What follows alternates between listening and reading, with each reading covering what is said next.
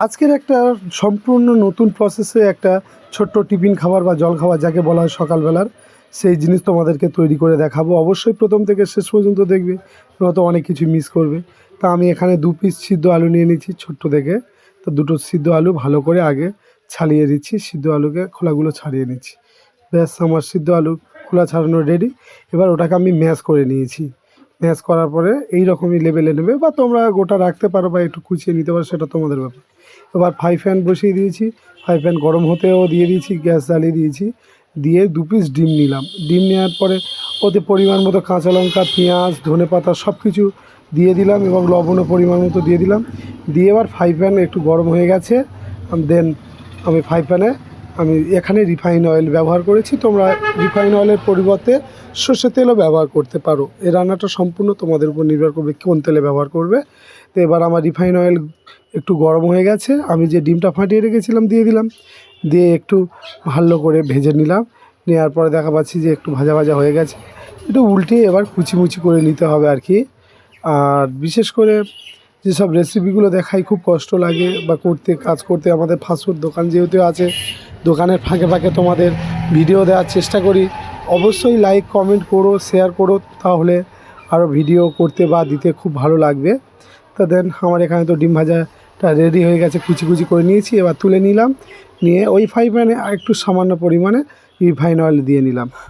দেওয়ার পরে ওতে এবার দিয়ে দিয়েছি ফোড়ন, সামান্য একটু ফোড়ন দিয়ে নিলাম। নিয়ে একটু পেঁয়াজ পরিমাণ মতো দিয়ে নিলাম।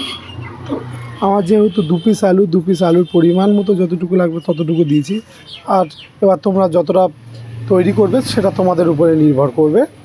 এবার পেঁয়াজটা আমি ভালো করে টুকটুক করে ভেজে নিলাম কুচি কুচি করে। তো একটু লালি ভাব হওয়ার জন্য অপেক্ষা করব। দেখছি লালি ভাব হয়ে গেছে প্রায়। তা আমি টমেটো কুচিয়ে রেখে দিয়েছিলাম আগে থেকে, টমেটো কুচিয়েও দিয়ে দিলাম।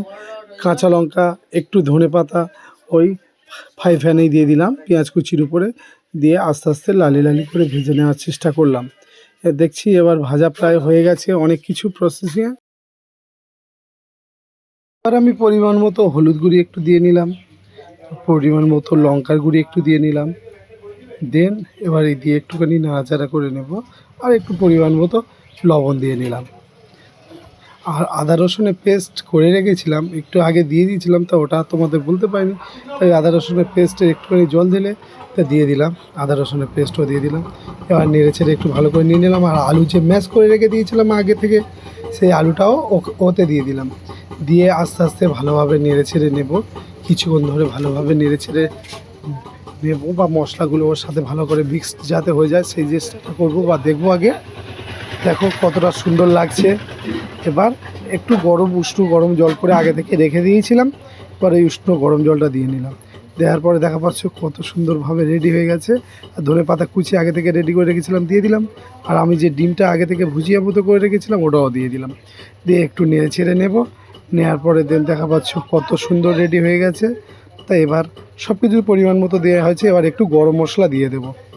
তা দেখা পাচ্ছ একটু গরম মশলা একটু ছড়িয়ে দিলাম সামান্য করে। দিয়ে ব্যাস আমার রেডি হয়ে গেল আলু দিয়ে ডিম দিয়ে একটা ভর্তা মতো। এটা সকালের টিফিনের জন্য তো খুব উপযোগী এবং খুব তাড়াতাড়ি। এইভাবে পাশে থাকবে।